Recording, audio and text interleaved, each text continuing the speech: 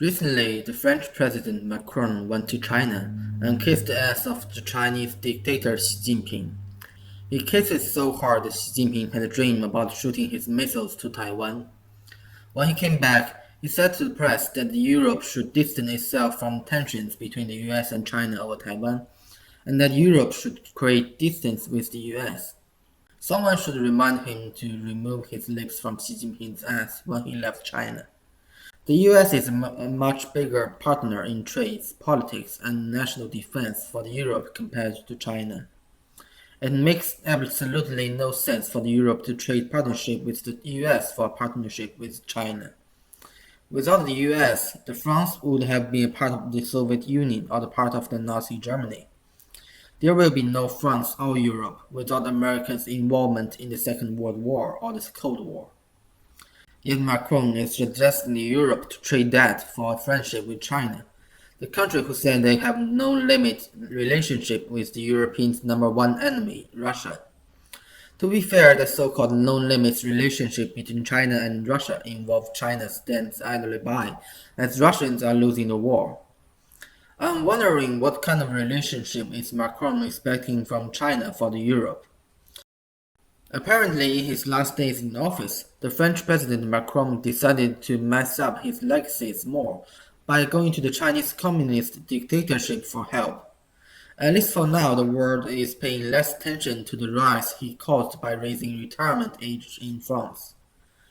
So let's talk about why should the Europe care if China invade Taiwan. If you think that Europe should not care, then like Macron, you need to take your history lessons from the Second World War. Officially, the Second World War started when the Nazis invaded Poland and the UK and France declared war on the Nazis 2 days later in 1939. Unofficially for the Nazis, the war started earlier when they invaded Czechoslovakia and annexed Sudetenland from Czechoslovakia. Now replace the word Nazi with Russia, replace the word Czechoslovakia with Ukraine, and replace the word Sudetenland with Crimea.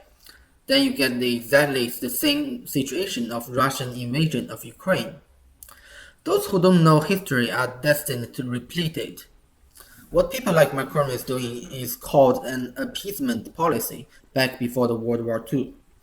Appeasement policy involves making political, material, and territorial concessions to an aggressive power to avoid conflict, which is exactly what Macron is doing. Back when Nazi was just an aggressive power before the war in Europe, Japan was also making the same moves in Asia. Now with Russia making moves in Europe, China is making moves in Asia the same way as Japan did. You can't stick your head in the sand and wish the Nazi, Russia, and China will leave you alone. France and the UK already tried that with their appeasement policy and that didn't work. The US was on the other side of the globe and still got dragged into the war by the Imperial Japan. The appeasement policy didn't work and will never work. The dictators are never going to be satisfied with what they already occupied. When look further back, you also got the Genghis Khan, who invaded half of the world back then. The key point is that if you don't stop Russia and China at their doorstep, you will end up having to stop them at your own doorstep. Right now, the war is fought by the Ukrainian people in Ukraine. That could change if you let Russia take Ukraine. Right now, the US and Europe are only supplying weapons. The cost of that is nothing compared to what the Ukrainian people is sacrificing so that the rest of Europe wouldn't have to make that sacrifice. At the moment, China is merely flexing its muscle. Stop the appeasement policy, then maybe you can stop China from actually invading Taiwan. The cost of that is much lower compared to an actual war. You can choose to pay for that cost now, or you can choose to pay for the bigger bill if the war starts. After Macron's talk of Europe creating distance with the US Senator Marco Rubio threatened if Macron speaks for the entire Europe, the US is going to focus on Taiwan and the threats that China poses, and the Europe should handle Ukraine on their own. Such scenario will be bad for the world. Because the US may be strong enough to stop China on its own, the Europe is not. If Macron had focused more on building the military defense of Europe instead of bad-mouthing Europe's only solid ally, the Europe won't have to rely so much on the US. Right now, China is doing everything they can to distance the world from the US. Don't fall for that. That strategy is called divide and conquer. First, divide. That's what's happened to Macron. Then conquer. That's when the French people all have to kiss the ass of the Chinese communist dictator. That's propaganda 101. China is also trying to distance Western citizens from supporting Ukraine and Taiwan to defend themselves. They find people who have doubt about the cost of the war, then push more doubt to them. That's what TikTok is for.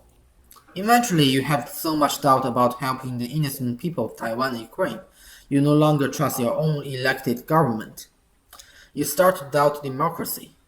And when your own government is busy rebuilding your trust in democracy, China sneaks in and pushes the rest of the world to legitimize their dictatorship. Modern democracy may be flawed in most countries. The authoritarian dictatorship is the devil. Work with flawed democracy, don't work with dictatorship, the devil.